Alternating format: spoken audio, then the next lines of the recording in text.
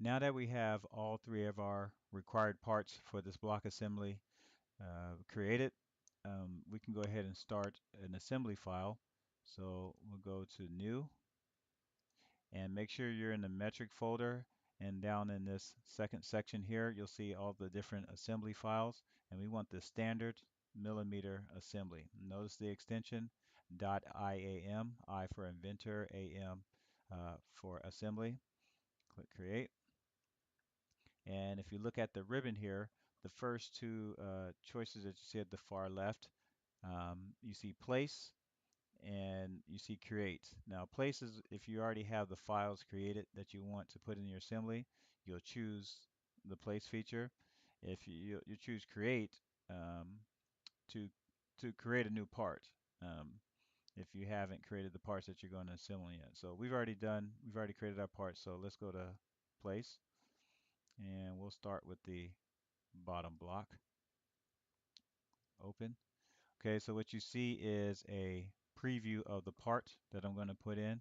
And as I move my mouse around, that it's just, I can place it anywhere in this environment. So I'll left click and it's going to place one of those parts in there.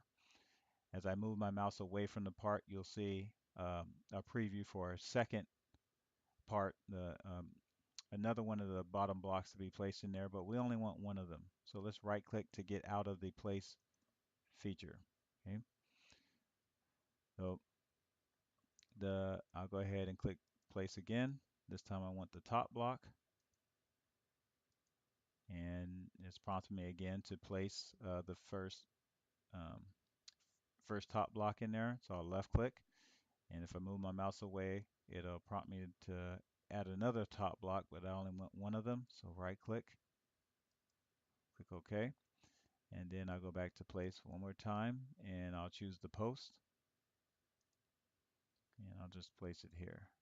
Okay, left click, then right click, click OK. So now I have these three parts here that are just placed in space. And if I left click on any one of them and hold down the left click, I can move them around any way that I want to. Okay. But in order to do an assembly, you always want at least one part to be anchored or grounded, as they call it in Inventor. So that way, as you start attaching the other parts to it, that is easier to manage your assembly. So in the next video, uh, I'll discuss how to ground your parts, and then we'll start making the block assembly.